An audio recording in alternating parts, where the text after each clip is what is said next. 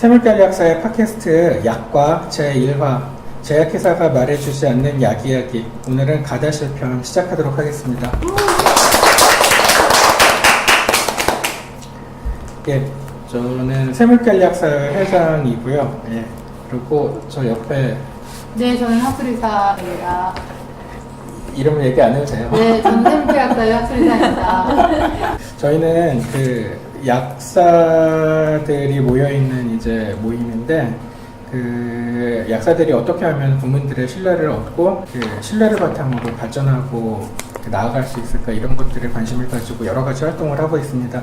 그 중에 하나로 저희가 예전부터 이제 국민 여러분들께 이 약사들이 드리고 싶었던 여러 가지 이야기가 있거든요. 그러니까 그 약에 대한 이야기도 뭐 주로 뭐가 좋다 뭐 이런 것들 말고 좀 그 흔히 들으실 수는 없지만 꼭 아셨으면 하는 이런 약사들로서 드리고 싶었던 이야기, 이런 것들을 좀 하고 싶었는데요. 저희가 이 팟캐스트에서는 주로 그 보건의료 쪽의 어떤 이슈라든가 정책이라든가 이런 거에 대해서 약사들의 관점으로 국민 여러분들께 드리고 싶은 말씀들을 진솔하게 드리는, 예, 그런 내용들도 할 것이고, 이렇게 약에 대해서 어떤 그 경각심을 가져야 될 부분이라든가 주류 언론에서 다루지 않지만 꼭 아셨으면 하는 이런 것들을 조금은 비판적일 수도 있고, 이런 면들을 다뤄보려고 합니다. 오늘은 첫 번째 시간으로 가다실 자궁경부암 예방 백신이죠. 요즘에 그 질병관리본부에서도 그렇고 여러 가지로 굉장히 그 어린 나이의 소녀들에게도 일찍 맞추면 좋다 이렇게 해서 많이 홍보를 하고 있는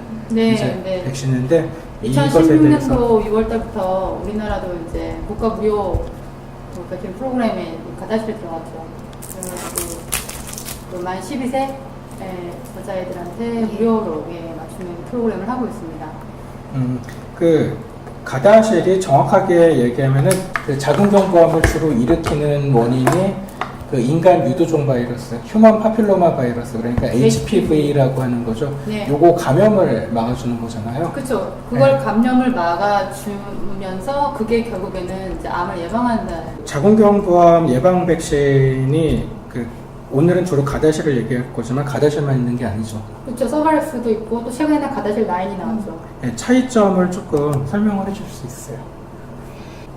HPV 바이러스가 종류가 굉장히 여러 가지잖아요. 지금 뭐 거의 200가지 가까운 종류가 이제까지 발견됐다고 하는데, 그런데 이 200종 가까운 바이러스들이 전부 자궁경부암을 일으키는 게 아니고 그 중에서 자궁경부암을 많이 일으킬 가능성이 높은 그런 바이러스들이 있고, 중간 정도 되는 게 있고, 그 낮은 가능성이 있는 것들이 있고, 이렇게 좀 종류가 다르잖아요. 네, 그래서 그 여러 가지의 HPV 바이러스 중에서 어떤 바이러스를 특히 예방을 할 거냐에 따라서 가다실하고 서바렉스가 차이가 있는 거죠.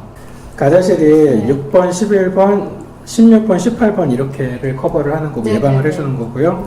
그 다음에 이 가다실은 머크 MSD라는 회사에서 만든 거잖아요. 그렇죠? 그리고 서바렉스는 GSK라는 이제 회사에서 만든 건데, 요거는 16번하고 18번하고만 두 가지를 커버를 하는 거고, 그리고 최근에 가다실 9이라고 해서 기존의 가다실은 4가지 종류의 HPV 바이러스를 예방을 했는데, 가다실 9은 그 뒤에 5가지를 더 이제 예방할 수 있다고 해서 그 가다실 9이라는 게 나왔고, 요거는 31, 33, 45, 52, 58 이렇게 5가지를 더 커버를 하는 거잖아요. 그런데 주로 자궁경부암을 일으키는 것 중에 가장 그 많이 관여하는 게 16번, 18번이 거의 70% 정도 빈도로 관여를 한다고 하잖아요. 그리고 나머지 중에서는 이제 뭐 52번, 58번 이런 것들이 조금 고위험군에 속하고, 그래서 요거까지 다 커버할 수 있는 9가지를 커버할 수 있는 가다실 9이 그 자궁경부암 일으키는 그 HPV 바이러스 중에서 거의 90% 정도 빈도를 커버하는 거다. 그렇다고 해서 나온 출시되는 제품이죠. 그렇게 머크에서는 이제 주장을 하는 거고요. 근데 16번, 18번이 어차피 주로 많이 일으키기 때문에 서바렉스하고 가다실하고는 실제로는 그 자궁경부암 그 예방 효과는 거의 비슷할 거다. 왜냐하면 6번, 11번이 가다실에 더 추가로 들어있긴 하지만 요거는 자궁경부암 일으키는 그 빈도는 거의 없기 때문에 그렇게 말씀을 하신 거고요. 아까 가다실하고 가다실 9하고 차이점에 대해서 조금 말씀해 주실 수 있으세요? 좀 더. 이미 말씀하셨듯이 5가지 다른 자궁경부암을 일으킬 수 있는 5가지 HPV 스트레인이 추가된 거예요. 그래서 이제 기존의 70%의 자궁경부암 예방률을 90%로 끌어올린 제품이라고 보시면 돼요. 그래서 뭐 그리고 아까 뭐 서바렉스 가다실도 나왔지만 이 두 가지가 이제 하나는 사파 백신이고 하나는 그 서바렉스는 이가 백신인데 이 두 개의 이제 차이라고 하면 그 안에 구성 성분이 조금 다르죠. 그러니까 예를 들어서 이제 그 백신의 효능에 영향을 줄 수 있는 그 첨가물이 있어요. 아주반트, 알루미늄과 연관되어 있는. 이게 뭐를 하는 거예요? 우선은 이제 면역 반응을 좀 올려주죠.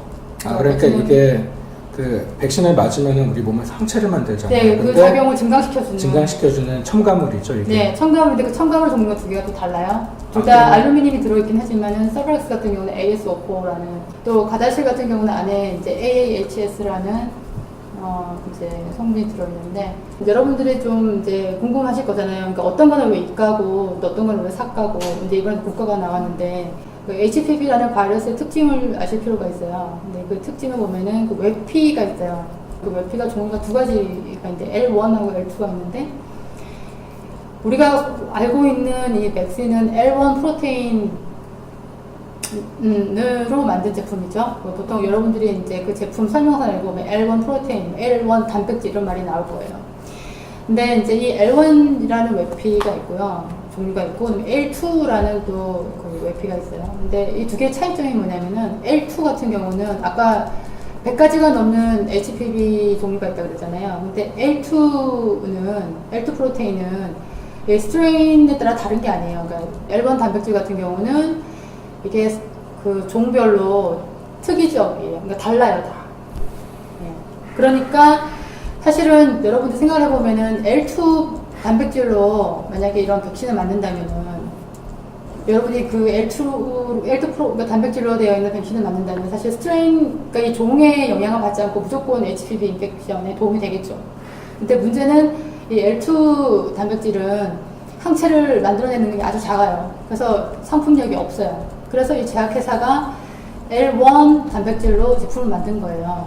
네. 근데 그러다 보니까 종류별로 다 넣어야 되는. 네, 그렇죠. 근데 다 넣으면은 뭐 어떤 문제점이 생기냐면은 서로 다른 종류끼리 경쟁을 해요.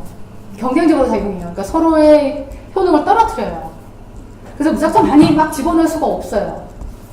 그래서 처음에 그래서 서바릭스 같은 경우에는 두 개밖에 안 되는 거죠. 예, 그리고 AS54라든지 아니면 아까 말한 AAHS라는 그런 무기들이 필요한 거예요, 사실. 그런 게 들어가줘야 백신이 이제. 그러니까 여러 가지 종류를 다 스트레인을 커버하려고 하다 보니까, 그러니까는 여러 가지를 집어넣으면 자기네들끼리 경쟁하기 때문에 하나하나에 대한 그 면역 유도가 떨어지고, 그러다 보니까 그 아까 말씀하셨던 알루미늄으로 된 AAHS라는 그 면역 증강시키는 물질을 더 많이 넣어야 되는 거잖아요. 네, 네. 그래서 제가 그 지식을 기반으로 해서 사실은 제약회사에서 가다실 라인을 만들고 있고 곧 나온다는 얘기 들었을 때 조금 걱정했어요. 왜냐면 분명히 그러면 안에 더 많은 종류의 HPV를 집어넣으려고 하다 보면은 분명히 안에 그쵸, 그 AAHS 같은 이런 것들을 더 많이 집어넣어야 백신이 그 상품 가치가 유지되는 거잖아요. 실제로 그 가다실에 비해서 AHS가 가다실에는 기존에 225 마이크로그램 들어있었는데 가다실 9에는 500 마이크로그램으로 2배 이상 늘었어요. 이게. 그러니까요. 이따 우리가 얘기를 하겠지만 이 AHS가 완전히 안전한 물질이 아니죠. 이게 좀 또 문제를 일으키는 경우도 있잖아요.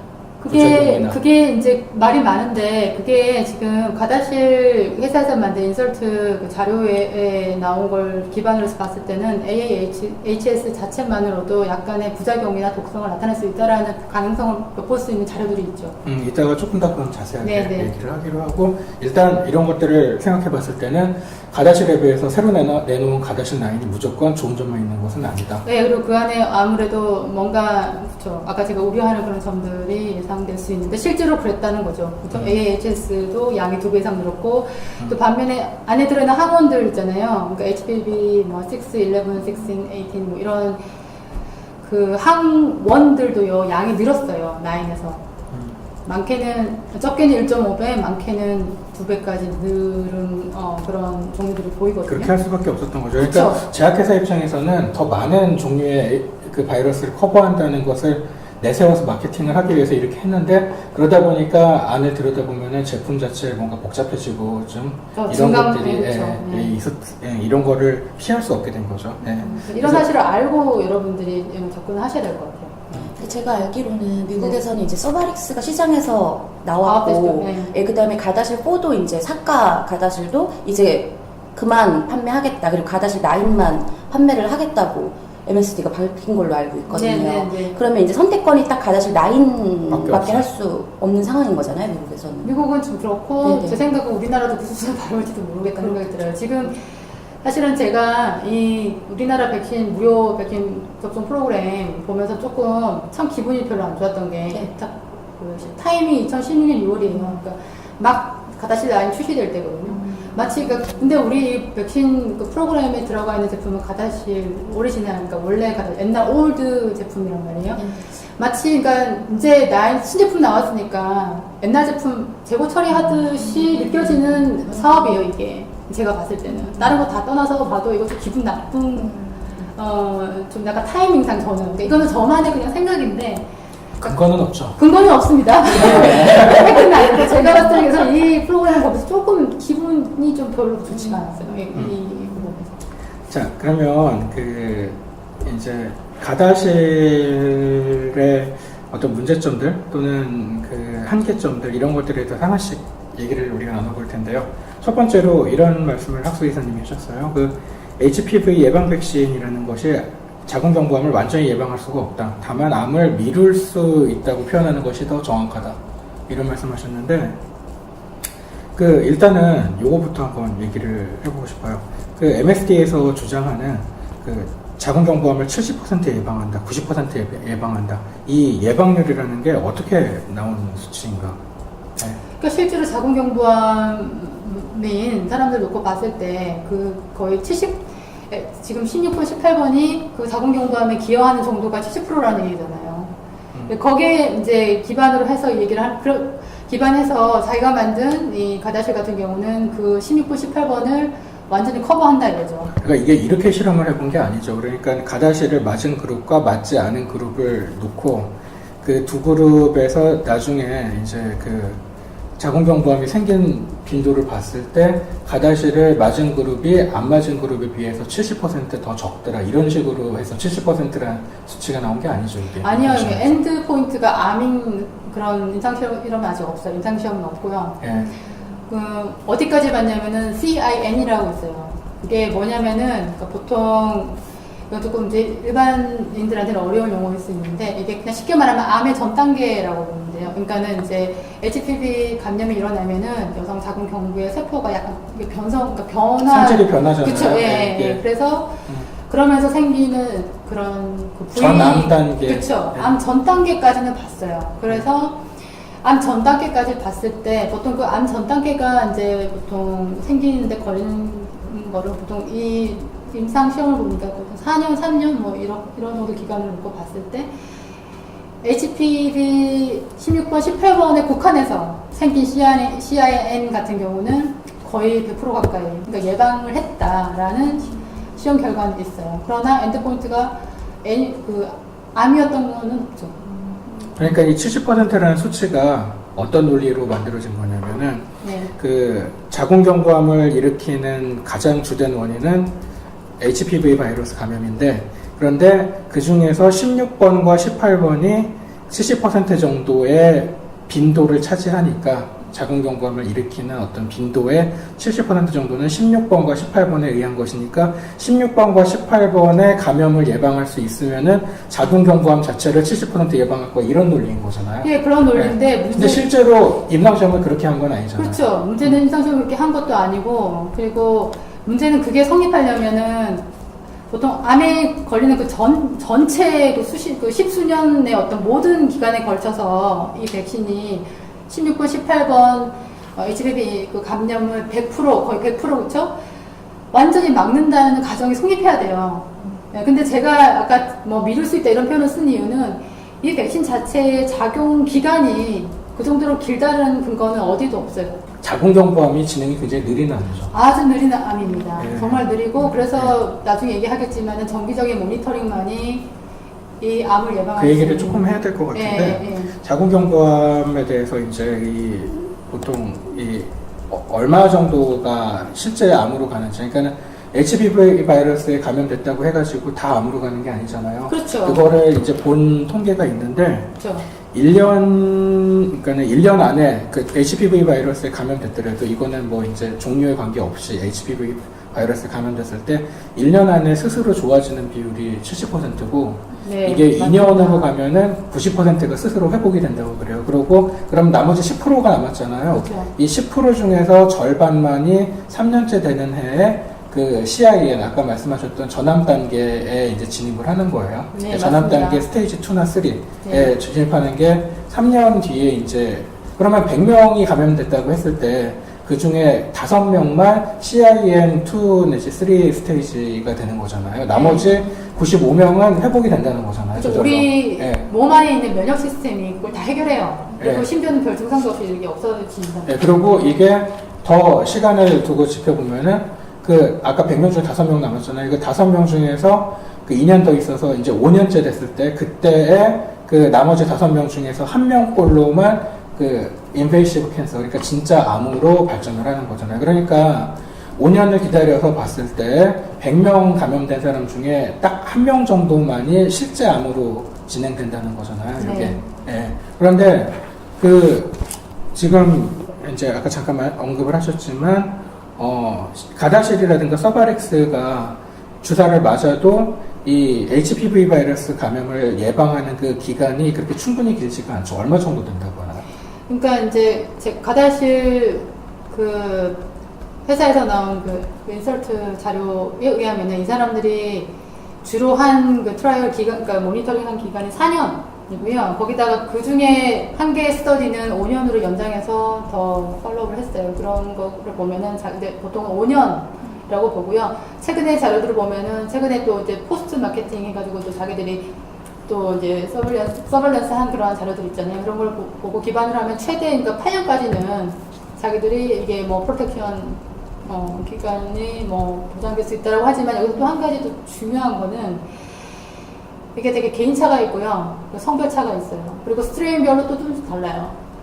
여러분들이 정말 좀 자료를 보고 싶으시면 지금 당장 인터넷 구글에 가셔가지고 영어로 가다시를 치면 거기 인설트 자료가 나와요. 거기에 28페이지짜리 자료가 있거든요. 그 페이지에 보시면은 어떤 자료가 있냐면 그 가다시를 맞고 항체가 얼마큼 생겼는데 그 수치가 나온 자료도 같이 나옵니다. 보면은 타이터라는 용어가 나오는데 뭐 GMT라는 단어 그게 바로 그냥 쉽게 말하면은 백신을 맞고 나서 우리 몸 안에 생긴 항체의 양을 말해주는 수치거든요. 그거를 보시면 근데 놀랍게도 그 자료를 보면은 그 백신을 맞고 7개월 됐을 때 쟀을 때에는 정말 항체가 정말 최고치로 올라가 있어요. 근데 1년만 지나면요, 그 수치가 확 떨어져요.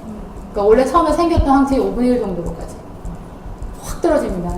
그리고 그 뒤에 이제 2년째, 뭐 3년째, 4년째도 보는데 그 항체가 많이 떨어져요. 그 기간 동안. 그리고 그 자료에 보면 4년까지 남아있는 그 항체의 개수를 보면은 이게 과연 이게 5년 이상 효능이 유지가 될까 하는 의문이 생길 정도로 그러니까 시작점, 그러니까 7개월 됐을 때 그 쟀던 항체 양과 4년째 됐을 때 그 항체 양의 차이가 엄청 커요.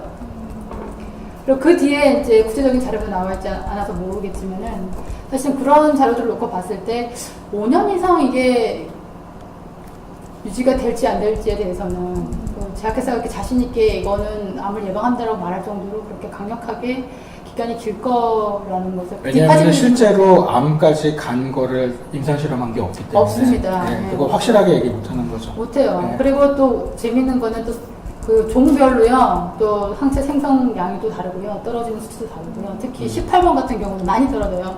그게 중요한 건데. 그리고 또 그렇죠. 그리고 또 중요한 거는 또 뭐냐면은 이 자료에 뭐라고 나와 있는지 아세요?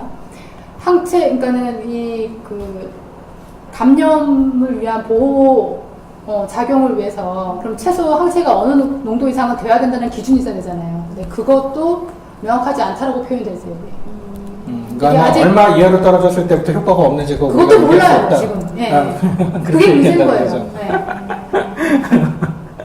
예, 일단 뭐 이거는 그 정도로 얘기하고요. 근데 저는 이 얘기도 한번 좀 드리고 싶은데 아까 그 결국에 HPV에 감염된 사람 100명 중에서 1명만이 5년 뒤에 진짜로 암이 된다고 했잖아요.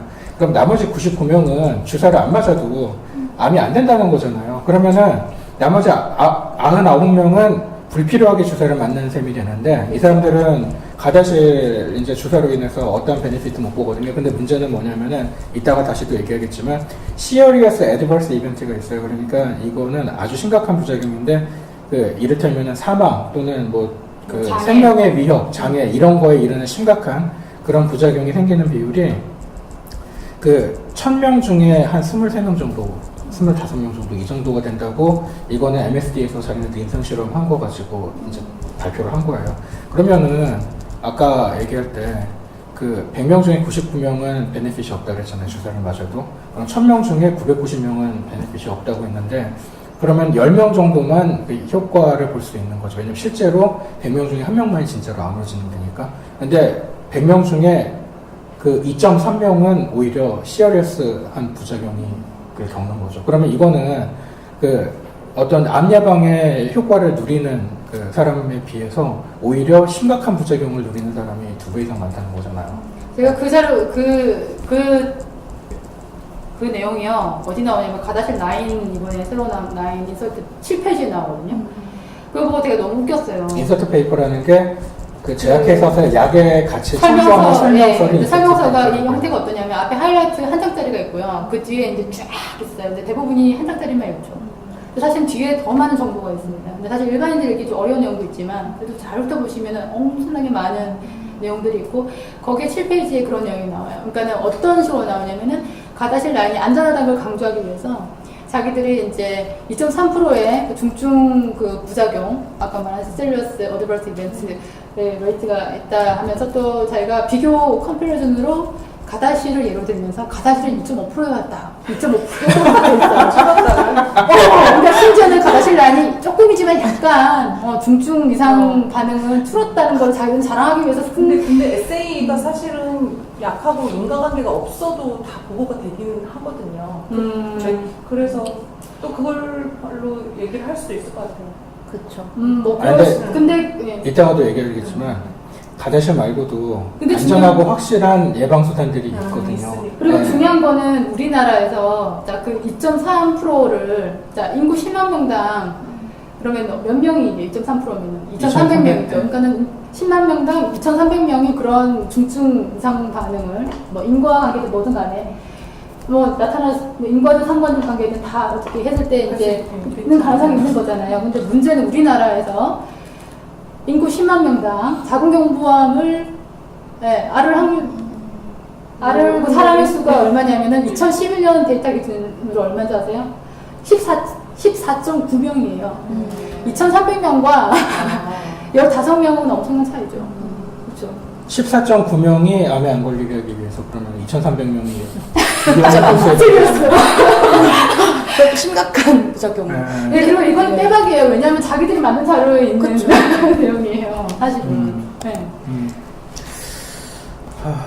자, 그럼 조금 더 근데 이런 백신을 질병관리본부에서 웹사이트가 어떤 내용이 있냐면 이 백신을 맞아야 된다. 왜냐하면 부작용으로 얻는 해보다는 암 예방으로 얻는 이득이 훨씬 크다라는 말이 계속 반복해서 나와요.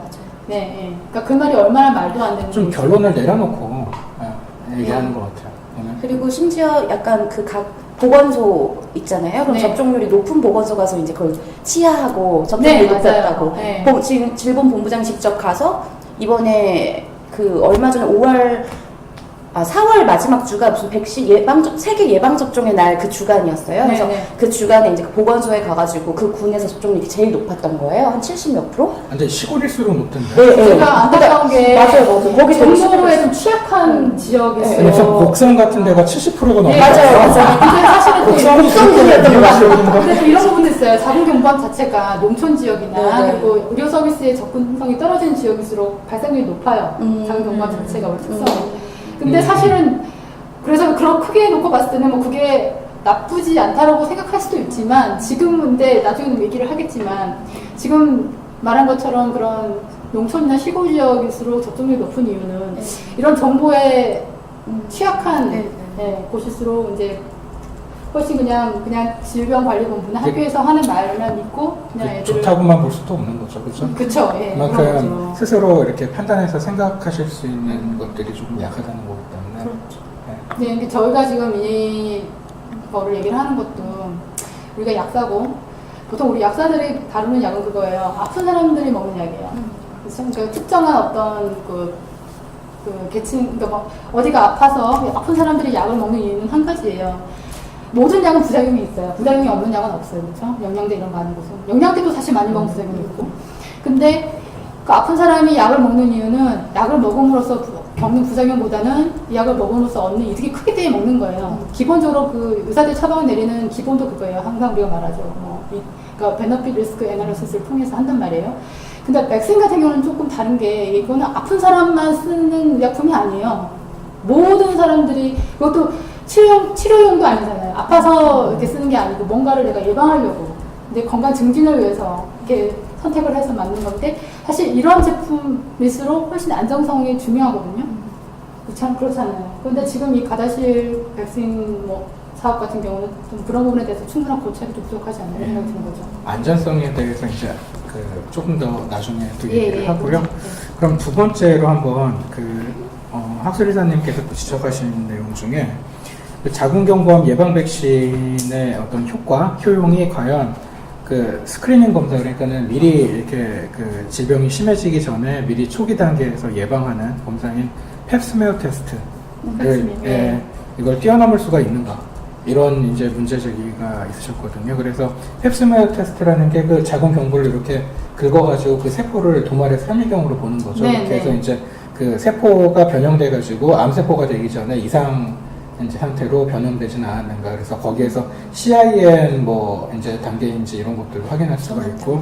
저 궁금한 게 예를 들어서 전암 단계에 가면 그게 암으로 발전할 확률은 어느 정도 되는 거예요? 아까 그 말씀드렸지만 그 3년하고 5년하고 비교해 봤을 때 그 5분의 1 정도가, 그러니까 CIN2 내지 3 스테이지로 된 것들 중에서 20% 정도가 2년 뒤에 그 실제 암, 그러니까는 인베이시브 캔서로 바뀐다고 그렇게 통계가 있어요.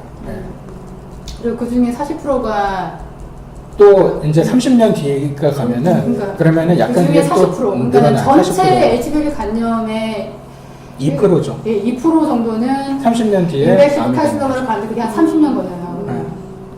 그러니까 그러니까 이게 진행 속도가 느리기 때문에 모니터링이 중요한 거예요. 그리고 그걸로 막을 수 있는 거죠. 그 모니터링만 잘 하면은 충분히 초기 단계에 발견해서 다른 방법으로 치료할 수가 있고. 그러니까 가장 큰 문제는 제가 효용성 문제를 걸고 넘어진 이유가 우선 백신의 가장 큰 문제점은요. 이 백신이 지금 커버하는 종류가 두 가지밖에 안 돼요. 그렇죠? 16하고 18. 16, 18. 네, 그러니까 16, 18에 의해서 생기지, 그러니까 16, 18이 아닌 다른 종류에 의해서 생긴 CIN 같은 경우는 백신으로 커버가 안 됩니다. 그렇죠? 그리고 이것도 가다실 자료에 나옵니다. 자, 이 백신이 16번, 18번에 의해서 생기는 CIN에 대해서는 거의 100%에 가까운 아주 높은 그 예방을 보였어요. 그러나 이거를 전체 CIN, 그러니까 다른 종류의 HPV가 일으키는 양을 다 포함해서 생각했을 때는 그 예방률이 한 40% 나와요. 그것도 생각을 해볼 문제고요. 그래서 그게 그 MSD에서 발표한 자료입니다. 네, 자료 있습니다. 그것도 보면 자료 있고 그걸 보시면 되고요.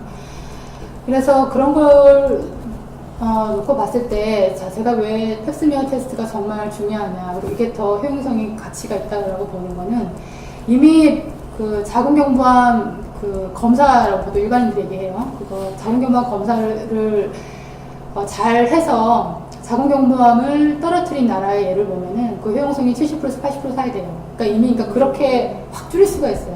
대표적인 나라가 호주입니다. 호주는 2005년도 기준이에요. 왜냐하면 2006년도에는 가다실 나왔으니까 2005년도 기준으로 호주는 전 세계에서 두 번째로 자궁경부암이 적게 일어나는 나라인데, 그 나라가 왜 그렇게 할 수 있었냐? 백신 없었잖아요. 그게 바로 펩 테스트예요. 펩스미어. 네. 그만큼 중요하고 그러면 아주 효과적인 방법입니다. 그리고 중요한 거는 제가 말했잖아요. 내가 어떤 스트레인이 있든 없든 간에 상관없어요. 그러니까 16, 18번이 아닌 어떤 스트레인도 예방할 수 있는 방법이잖아요. 그렇죠? 그리고 또 중요한 거는 내가 이 주사 맞고 어떤 부작용 나타나는 거 아니야? 이런 것도 할 필요 없잖아요. 그렇죠? 가장 인체 친화적인 방법이에요. 그리고 또 중요한 거는 백신 회사에서도 강조하는 게 있습니다. 백신 맞아도 테스트 해야 된다. 이거 안 하면은 암 예방할 수 없다라고 얘기해요. 그러니까 자궁경부세포 그 검사하는 가이드라인이 있잖아요. HPV 백신을 맞은 경우에도 정기적으로 검사해야 된다. 왜냐하면은 이 백신이 암 유발과 관련 있는 모든 종류의 HPV를 커버하지 못하기 때문에. 그럼 결국 이건 무슨 얘기냐면은 가다시를 맞아봤자 그 이렇게 긁어서 하는 그 스메어 테스트를 꼭 하라고 한다는 얘기예요. 근데 스메어 테스트 하면은 어차피 가다시를 안 맞았어도 예방이 충분히 가능하잖아요. 모든 종류의 그 HPV 바이러스에 대해서. 그러니까 그러면은 이런 얘기가 나올 수 있는 거죠. 어차피 검사해야 되는 거 뭐하러 가다시를 맞냐. 그러니까 더더욱 가다실의 어떤 입지가 줄을 수밖에 없는 거예요. 그리고 이 백신이 정말 안전하고 그냥 그래도 좀 나는 근데 검사 열심히 받을 자신도 없고 그래서 한 맞아보자 할 수 있는 종류가 지금 아니잖아요. 사실은 이게 지금 나타나고 있는 여러 가지 그리고 또 말했지만은 충분히 작용 시간이 길지 않다는 점, 그게 아직 완전히 입증되지 않았다는 점 이런 점들을 놓고 봤을 때는 글쎄 팝스미어 테스트의 효용성을 이 백신이 뛰어넘을 수 있나라는 의문을 제가 가지는 겁니다. 그리고 또 HPV 바이러스가 있는지 없는지를 직접 검사할 수가 있다면서요? 네, 그 HPV 검사가 있어요, 따로. 그것도 우리나라에서 몇만 원 주면 할 수 있다고 해요. 네. 그런 것도 원하시면 할 수도 있어요. 그러니까 그렇게 해서 검사를 하면 훨씬 안전하게 대비를 할 수가 있죠. 네, 그리고 또 갑자기 그거를 얘기하시니까 생각이 나는데 실제로 그 가다실 MSD 회사에서 FDA 승인받을 때 냈던 자료 중에 어떤 내용이 있었냐면은 이미 HPV에 감염됐던 여성들, 특히 16번, 18번에 이미 감염됐던 여성들은 이 가다실 백신을 맞았을 때 증상이 악화되었어요. 그게 마이너스 44%인가? 네, 그 수치가.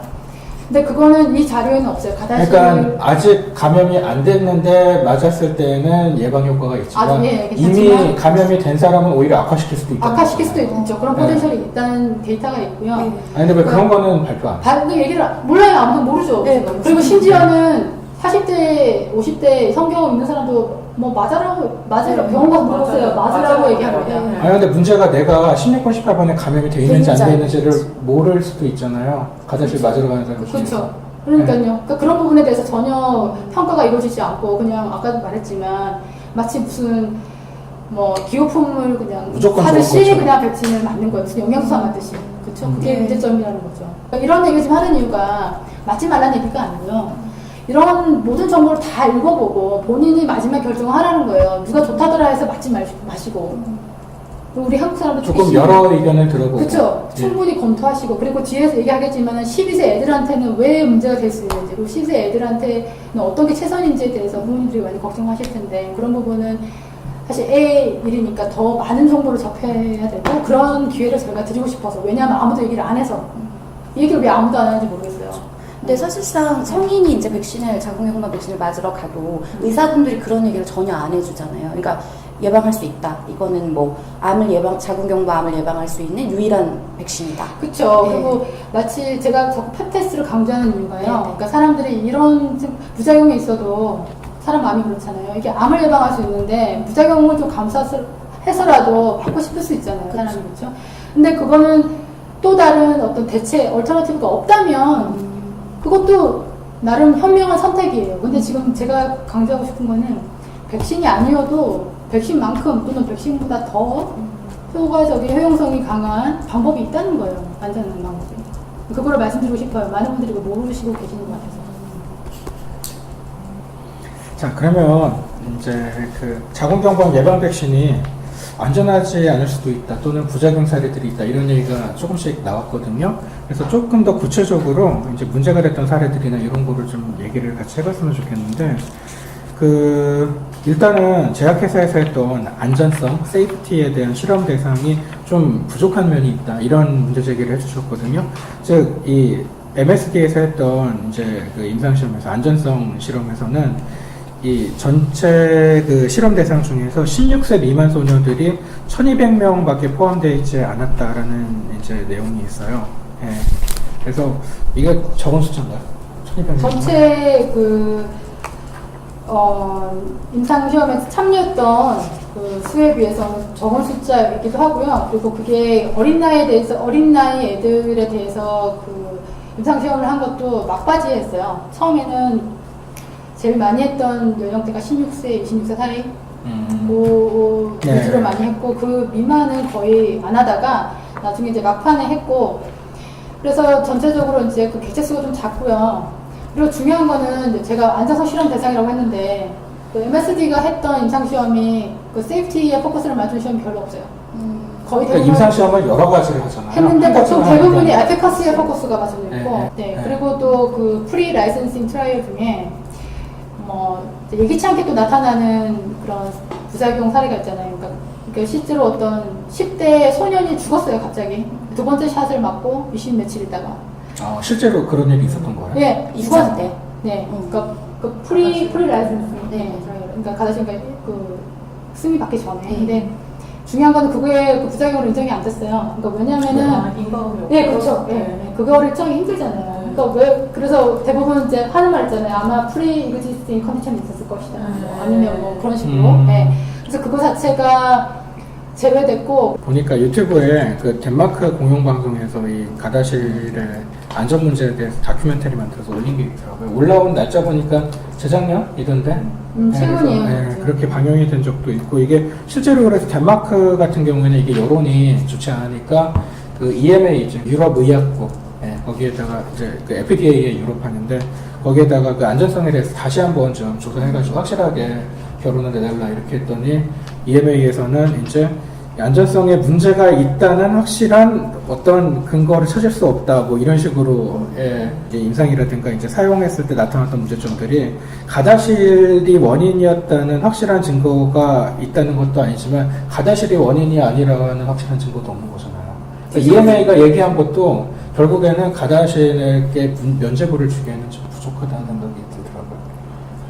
그렇죠. 예. 근데 지금 질병관리본부에서 가다실이 안전하다고 하는 근거가 다 EMA 혹은 뭐 WHO, FDA 뭐 이런 데. FDA 이런 데서 인과관계를 인정한 바가 없다, 연관성이 없다고 그렇죠. 한다. 예, 이렇게. 그리고 제가 쓴 그래도 그 메럴스라고 그 미국의 왜 백신 부작용 리포팅 시스템 있잖아요. 네, 거기서 네, 네. 그 보고된 사례를 예로 들어서 그걸 썼더니 누가 밑에다가 야 너는 캐주얼리티하고 코릴레이션을 못하냐 해놨던데 사실 이런 약물의 부작용이 있어서는 그거를 구분하는 것 자체가 이게 상관관계냐 인과관계냐 그게 중요한 게 아니라 문제는 이 사람이 어쨌든 이 어떤 약물이나 그 약물을 투여받고 그리고 이 사람들이 호소하는 부작용은 비가역적인 부작용이에요. 지금 여기 나오는 CRPS, 뭐 네. 파츠 이런 것들 다 얘네들 평생 이제 침대에 누워 살아야 되는 애들. 그렇잖아요. 조금 그 얘기를 해주시죠. 이게 무슨 부작용이었어요? CRPS와 네. POTS. CRPS는 일종의 크로닉 페인, 그러니까 통증 질환이죠. 그러니까 만성 만성통증인데 통증이죠. 네. 그러니까 계속 몸이 아픈 거예요. 원인을 확실히 알 수 없어요. 그러니까 쉽게 말하면 이제 다발성 경화증 같은 사람들도 그런 식으로. 보면 끊임없는 발작, 그러니까 통증 발작 일어나면은 그거 진짜 삶의 질에 엄청난 영향을 주거든요. 네, 그래서 그런 거랑 비슷한 실제로 맞아요. 이게 다발성 경화증도 일으켰습니다. 일으켰다는 보고가 있어요. 네, 이게 근데 가능한 게 다발성 경화증이 면역계 문제잖아요. 맞습니다. 예. 근데 이 백신이라는 것도 면역을 어떤 인위적으로 부스트하는 거잖아요. 그렇기 때문에 뭔가 상관관계가 있을 수도 있죠. 예. 예, 그렇죠. 그런 그리고 것들은 POTS 같은 경우도 일종의 이게 보면은 그러니까 자세를 바꾸면은 그러니까 빈맥이 막 일어나는 건데 이것도 일종의 자율신경계 교란이거든요. 예, 근데 이것도 이런 부작용들이요 확실하게 뭐 때문이라고 밝혀. 근데 설명하는 가다실을 분들은- 사용하거나 임상에 참여한 사람들한테 나타났다. 그러니까요. 네. 네, 그런 거죠. 근데 실제로 덴마크 같은 경우는 가다실을 프로그램에서 제외시켰어요. 아, 국가 접종. 네, 대신에 서바리스를 넣었죠. 그래서 또 비판하고 있죠, 사람들이. 가다실은 조선 버전. 하고 있는데 실제로는 가다실을 빼버리긴 했습니다. 네. 호주에서 어떤 그 소녀가 이제 이 가다실 맞은 후에 난소 기능 부전이 일어났다는 얘기가 있었는데 그 얘기도 좀 소개를 해주세요. 네, 이게 이제 그 브리티시 메디컬 저널, 그 BMJ 거기에 케이스 스터디로 보고된 내용이고요. 이게 이제 호주의 주로 산부인과 쪽을 보시는 GP 의사, 여 의사가 이거를 이제 좀 한국어 같은. 네, 의사가 이제 보고한 건데, 어느 날 자기 지역에 있지 않는 자기가 환자가 찾아온 거예요, 자기를. 근데 그 소녀가 호소하는 증상이 너무 자기가 그때까지 몇십 년 동안 진료를 받지만 처음 보는. 그러니까 왜냐하면은 걔가 16살인데 폐경 증상을 보이는 거예요. 홍조 핫플러시. 보통 폐경 여성들이 겪는 그 증상이 있잖아요. 그리고 그 애가 말하기를 선생님도 더 이상 생리를 하지 않습니다. 실제로 폐경이 된 거예요, 그러면? 네. 폐경 진단을 그 의사가 내렸어요. 안티마자릴 호르몬이라고 있어요. 그걸 진단하는 기준이 되는 그 검사를 해봤더니 했는데 보통 그게 정상적으로 한 14 이상은 돼야 돼요. 근데 걔 같은 경우는 그 의사 선생님이 표현해 보면 디텍터블, 그러니까 거의 수치가 안 나와요. 그러니까는 완전 폐경인 거죠. 16살이. 그러니까 보통 조기 폐경하면 우리가 40대 초반이나 30대 얘는 올 수 있다고 보통 생각을 하지만 16살이면 초경을 해도 모자랄 나이인데 폐경이 온 거란 말이에요. 아니 그러면은 아기도 못 낳고 이제 완전히 여자로서의 생명이 끝나거든요. 그렇죠. 정말 최악의 건데, 근데 그 자기가 너무 놀래서 이제 그래서 이제 대화를 하고 뭐 때문에 그런지를 조사하면서 이제 얘기를 할 거 아니에요. 근데 걔가 하는 말이 선생님 아무래도 저는 가다실 때문인 것 같아요. 라고 얘기를 하는 겁니다. 근데 그 당시만 해도 이런 부작용이 보고된 사례를 제가 본 적이 없기 때문에 아니야 그럴 리가 없다. 가다실하고 이런 거랑 연관이 있다는 얘기를 나는 한 번도 내가 의사한테 들어본 적이 없다. 근데 네가 그렇게 일을 하니까 한번 같이 조사를 해보자 해서 한 게 그 케이스 스터디예요.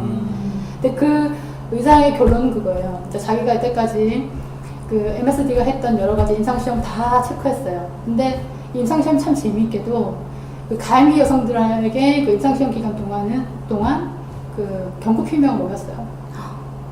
그리고 그 백신이 끝나고 나서 7개월까지도 먹였어요. 그리고 그게 제가 이걸 왜 먹였을까 되게 궁금했거든요. 근데 이 자료를 보고 알았어요. 여기 드러그 인터랙션에 피임약이 나와요.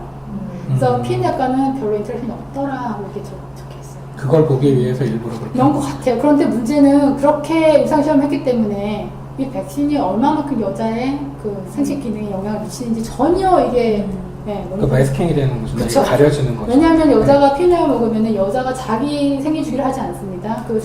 그 피임약에 의한 그 사이클에 강제로 맞춰지는 사이클에 그쵸, 들어가니까 그렇기 때문에 실제로 내 몸 자체의 호르몬의 어떤 그 분비라든가 이런 것들이 그쵸, 어떻게 어떤 영향하는지를 그쵸. 볼 수가 없는 전혀 거죠. 볼 수가 없죠.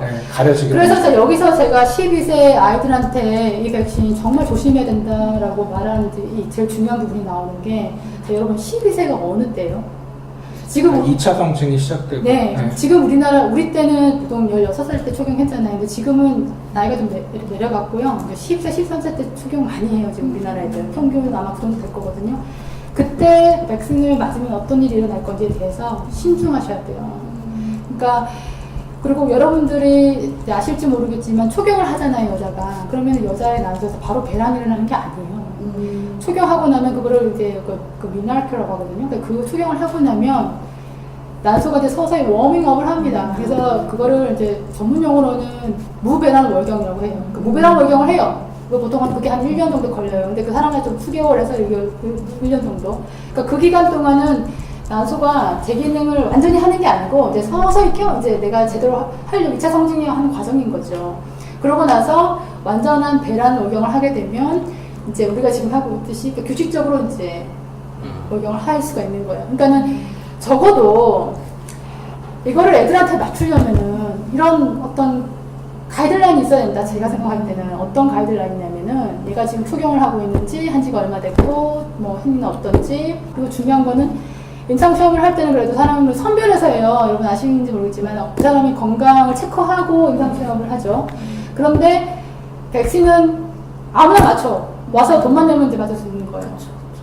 그렇죠? 그러면은 임상시험에서 나타난 그 사이드 이펙트, 그 일어나는 그 발생 레이트하고 실제 우리가 맞았을 때 그 레이트가 어느 게 더 높은 확률이 있을까요? 실제 우리가 맞았습니다. 그러니까 상수생하면 그럴 수가 있다는 거예요. 그런 부분을 배제할 수가 없다는 거예요. 근데 그렇고 방금 제가 말한 이런 아까 말한 그 케이스가 아주 유명한 케이스인데 그 프리머처 오베리언 펠리어라고 해서 그러니까 조기 난소 부전입니다. 이거는 이미 미국에서도 이미 논문이 아티클이 제가 발표됐고 그 아까 말한 베러스를 통해서 내가 가다실을 맞고 그 불임이 됐다라는 보고가 엄청 많아요. 다른 백신에 비해서 거의 3배 가까이 되는 걸로 알고 있습니다. 그러니까 이게 아예 연관이 없는 것 같지는 않다라는 그런 강한 어떤 그런 심증, 아직까지 심증이죠. 왜냐하면 입증된 게 없잖아요. 이런 케이스 스터디만 보고가 됐을 뿐이고. 그래서 이 의사가 주장하는 것도 그거예요. 야, 너네 이거 연구 더 해야 된다. 더 세이프티 트라이얼 더 해야 된다. 특히 여성의 이런 생식 기능에 포커스를 맞춘 트라이얼 해야 된다. 그거를 강하게 요구하는 그런 결론으로 이제 그런 케이스를 이제 발표를 하신 거거든요.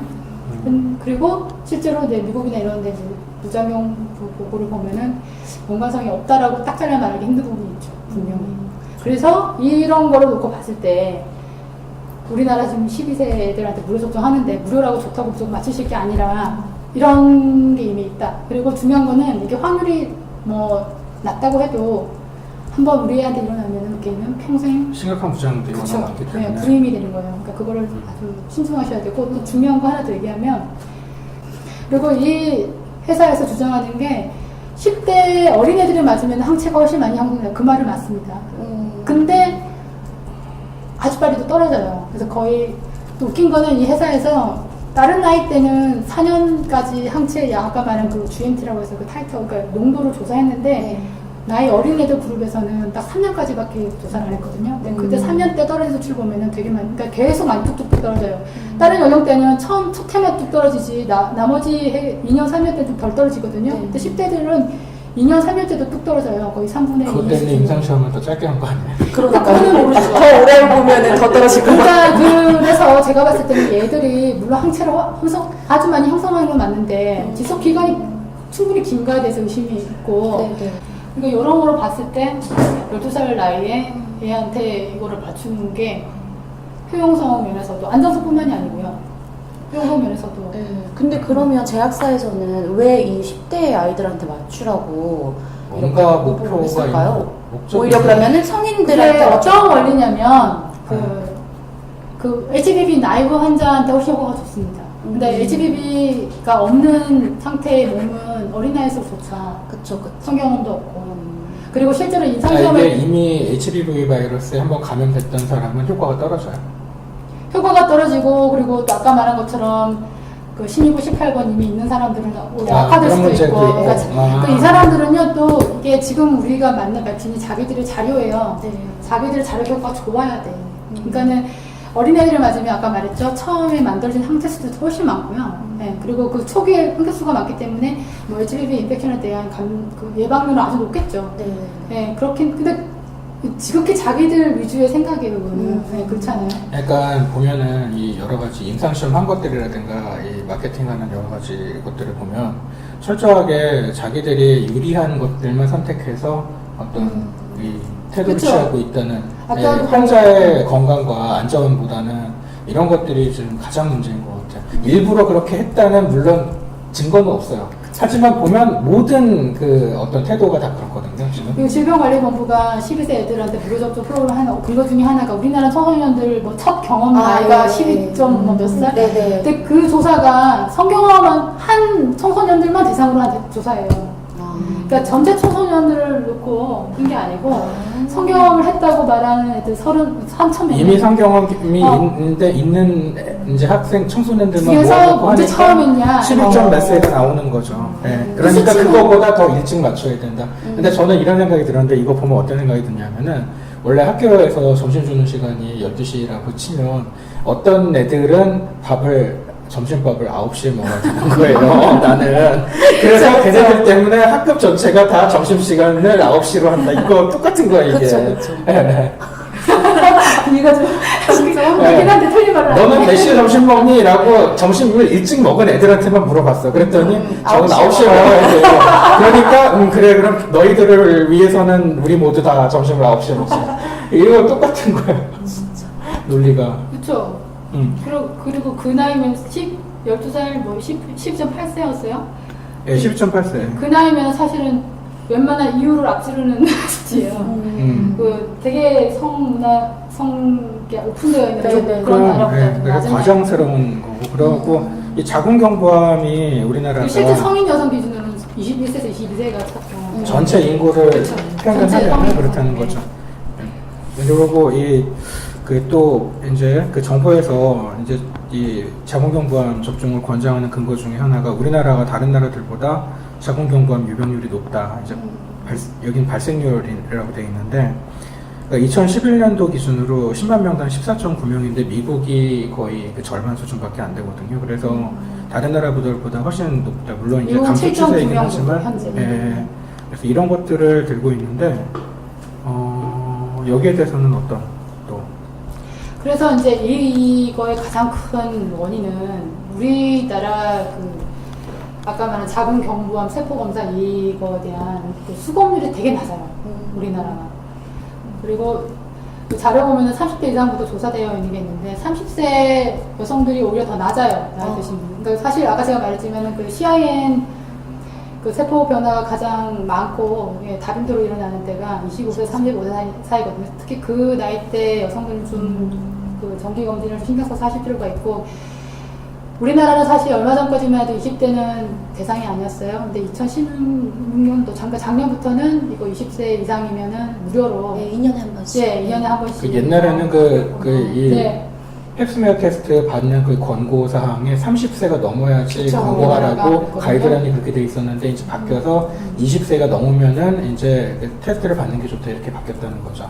네. 무료로 거의 들어간다는 거죠. 무료. 얼마 전까지만 해도 35살인가? 그랬던 것 같아요. 그것 때문에 자궁경부암이 많았던 거 아니에요? 그러니까 왜냐하면 성형은 나이는 더 어려졌는데 그런 검사를 모니터링이 안 되기 잘안 때문에 하니까. 그렇죠. 20대가 가장 확률이 높은 중요한 거는 네. 산부인과 가는 거 다 부끄러워요. 그렇잖아요. 맞아. 특히 결혼 안 한 여자들이 가면 그리고 제가 또 어떤 카페에서 읽었는데 어떤 여자 20대 여자애가 고민글을 썼는데 나는 사실 검사 맡아보고 싶다.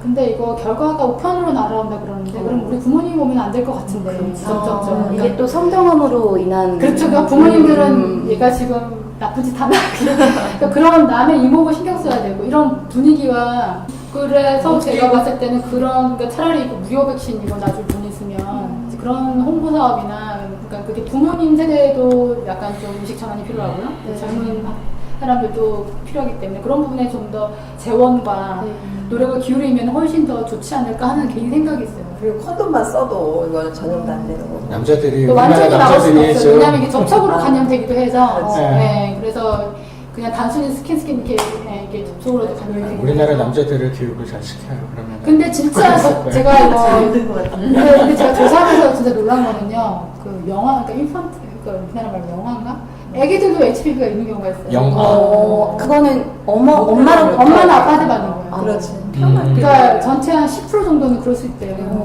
그러니까 아무리 어린 나이도 HPV 프리라고 생각하는 거는 그것도 진짜 의미가 왜 그것도 팩트는 아닌 거예요.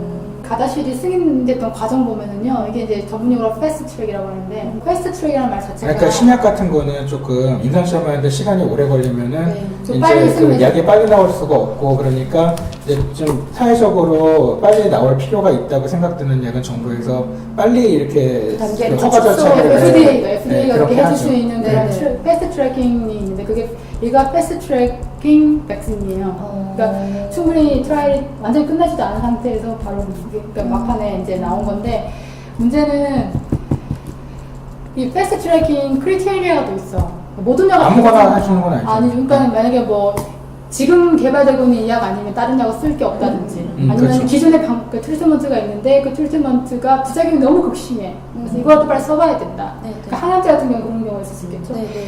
근데 문제는 얘는 그런 게 아니잖아요. 왜? 펩스미어 테스트 있잖아. 그쵸? 그리고 문제는 이거는 트리트먼트가 아니에요. 프리벤션이지. 근데 이게 가다실이 보면은 저는 항상 그런 생각이 들 텐데 명분을 먼저 선점했기 때문에 이렇게 유리하게 마케팅할 수 있었던 것 같아요. 그러니까 얼마나 이게 멋져요. 그 암을 예방하는 최초의 백신이다. 뭐 이렇게 해서 예, 그러니까 그런 거를 자꾸 이렇게 홍보를 해서 예, 홍보를 해가지고 그걸 가지고 이렇게 좀 약간 특혜라고 해야 될지 그러니까 좀 처음에 이거를 백신을 개발한 아이디어 자체가 굉장히 그게 획기적이기 좋았던 거예요. 때문에. 획기적인 거고. 그러니까 왜냐면 굉장히 이게 만연한 성병인데 이거가 그 암으로 바로 그 진행된다는 그건데 그거를 막을 수 있다니까 그게 처음 그 아이디어 자체는 굉장히 획기적이었던 거죠. 근데 개발 단계에 참여했던 다이앤 하버 박사 아시죠? 네. 그 박사님이 했던 얘기 중에 사실 L2 프로테인으로 제품을 만들 수 있으면 제일 이상적이다. 얘기를 했는데 근데 그게 제품이 될 수가 없는 한계점이 있는 거죠. 그분 같은 경우. 그래서 그분은 백신 개발에 참여했고 약간 백신에 대한 애정도 있어요. 그렇지만 이분은 거짓말을 하진 않는 거죠. 예. 한계를 충분히 이 백신의 한계점을 얘기를 하고 문제는 이 백신이 지금 현재 있는 그 페페스의 효용성을 뛰어넘지도 못하고 안전성도 담보되지 못한 부분이 충분히 근데 대신에 편할 수도 있잖아요. 그쵸. 그러니까 저도 주사 한 방 맞고 이제 그쵸. 페페스 받는 거 되게 귀찮고 여자 입장에서는. 근데 중요한 거는 백신을 맞아도 페페스는 받아야 된다는 것이 중요한 문제. 자, 오늘 그러면 결론을 내고 우리가 마무리를 해야 될 것 같아요. 벌써 한 시간이 넘어갔기 때문에 결론을 학술이사님께서 학술이사님 뭐 다 정리를 거의 해주셨는데 근데 좀 아쉬운 점이 너무 영어를 많이 썼어. 그리고 너무 약자를 많이 써. 우리 학술이사님은 뭘 말을 시키면은 그래서 제가 옆에서 부연 설명을 한다고 했는데 얼마나 독자들이 잘 이해를 하고 편했는지 모르겠어요. 못하다 보니까 그리고 이제 아니 저희가 팟빵에 이거 올릴 건데 궁금하신 점은 댓글로 이렇게 물어보시면은 저희 학술이사님이 친절하게 답변해 주셔서 안 친절한데 기본적으로 친절한 거리가 자 오늘 결론을 내고 그러면 마치도록 할게요. 우선은 뭐 사실은 우선은요 그 일방적으로 주어지는 어떤 정보만 가지고 어떤 이런 중대한 결정을 하는 것 자체에 대해서 좀 공평하지 못하다는 생각이 조금 이거 표현을 어떻게 해야 되는지 모르지만 국가가 약간 결론을 내놓고 그쪽으로 몰아가는 것 같은 느낌도 좀 있죠. 그리고 우리나라 좀 우리 공무원님들께 한 말씀 드리면 자꾸 외국 거 카피하지 마세요. 그 왜 카피합니까? 그리고 이런 거 같은 경우도 그 나라의 어떤 역학조사나 그런 것들이 되게 중요한 이슈예요. 이게 나라마다 다 다르잖아요. 풍토도 다르고 원인도 다를 수 똑같은 결과에 대해서 원인이 다 다를 수 있고 그런 거를 하나도 고려하지 않고 외국 거 그냥 카피해서 제가 봤을 때는 그 질병관리본부에 있는 글들이 다 그냥 미국 CDC 거 그냥 복사해서 번역해서 오는 것밖에 없다고 봐요. 저는 솔직히 말하자면. 이거 되게 중대하고 제가 약사지만 뭐 시약처도 조금 비슷해요. 미국 아니면 유럽 아니면 일본 거 그냥 뺏겨요. 거기에 기준을 맞추고 뭔가를 우리 결정해요. 스스로 판단하는 능력이 조금 그렇죠. 부족하죠. 이게 과연 우리나라 12살짜리 여자아이들에게 모든 어린이들에게 맞춰야만 하는 좋은 백신인가? 과연 이게 우리 애들한테 실보다 득이 많은 게 맞는가? 거기에 대한 근본적인 질문에서부터 시작을 해서 프로그램을 짜야지 미리 그냥 이거는 맞아야 되는 거다라고 결론을 내놓고 모든 이 사업을 시작했던 것부터가 문제가 있었다고 보고요. 그리고 저는 이거를 좀 학부모님들이 많이 보시고 후회하지 않는 현명 선택을 하셨으면 좋겠어요. 이거를 뭐 저희가 결론을 내드린다기보다는 양쪽의 어떤 말을 다 들어보시고 정보가 풍부하고 많이 알면 알수록 가장 현명한 선택을 할 수 있고 나중에 후회가 없습니다. 그렇잖아요. 그렇죠? 이거는 이미 지나버리면 이미 다시 우리가 돌이킬 수 없는 거기 때문에 그런 부분에서 우리 팟캐스트가 좀 많이 도움이 되셨으면 좋겠어요. 근데 팟캐스트 제목이 왜 약관인지 궁금해하는 사람들이 있을 것 같아요. 글쎄요, 전 잘 모르겠는데.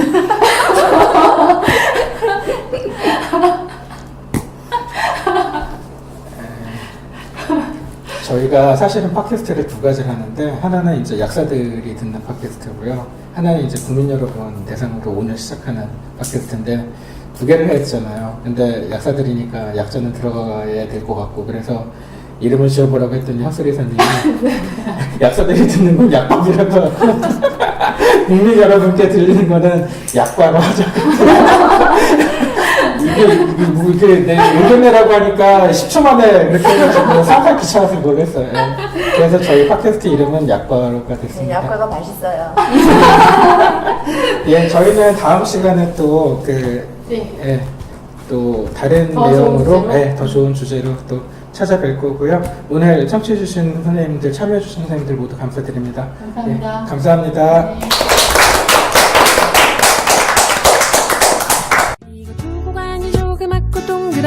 지금 내 손에 있는 이 동그랗고 달콤한 저 하늘의 달보다도 커다란 고소한 이건 약과지 그래 이건 약과지 이거 두고 가니 조그맣고 동그란 지금 내 손에 있는 이 동그랗고